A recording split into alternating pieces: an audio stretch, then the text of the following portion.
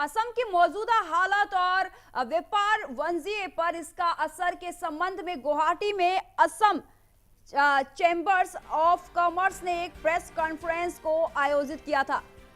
Speaker रूपम गोस्वामी ने press conference को संबोधित किया। वहीं प्राग न्यूज के सीएमडी संजीव नारायण ने भी अपने महत्वपूर्ण विचार रखे। उन्होंने कहा कि कारोबारी समूहों की सकारात्मक भूमिका की आवश्यकता मजबूत होगी। उन्होंने प्रदेश की वर्तमान परिस्थिति पर चिंता जताई। नारायण के असम के दल संगठनों से भी आह्वान किया कि वासियों को ऐसा माहौल दे कि वह बेखौफ होकर व्यापार कर सके। असम की छवि सुधारेगी तभी और इन्वेस्ट असम में निवेश के लिए आगे आएंगे, जिसे असम की व्यवस्था को मजबूत करेगी।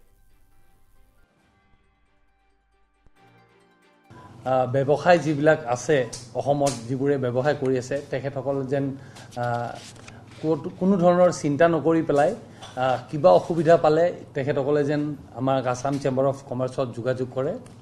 দ্বিতীয়তে এটা পৰিৱেশ আজি অসমত হৈছে য'ত নেকি টাটাই 28,000 কোটি টকাৰ ইনভেষ্টমেণ্ট এটা কৰিছে আৰু আমি সবেই সকলোৱে জানো যে সেই ইনভেষ্টমেণ্ট হোৱাৰ পিছত অসমখন উন্নতি অসমৰ গোটেই ৰাজ্যখন উন্নতিৰ ফালে যাব, কিন্তু এইখিনিতে সমাপ্ত হোৱা নাই।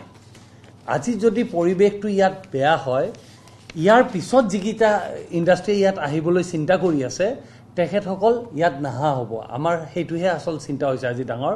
গতিকে সেইকাৰণে আমি আহ্বান জনাব ওলাইছোঁ আৰু মই বিশেষকৈ ইয়াত এই দল সংগঠন আমাৰ যিবোৰ আছে প্ৰত্যেকজনক দল সংগঠনক আমি অনুৰোধ জনাইছোঁ তেখেতসকলে যেন ব্যৱসায় যিবোৰ আছে বিজনেছমেন যিবোৰ আছে এণ্টাৰপ্ৰেনাৰ যিবিলাক আছে তেখেতসকলৰ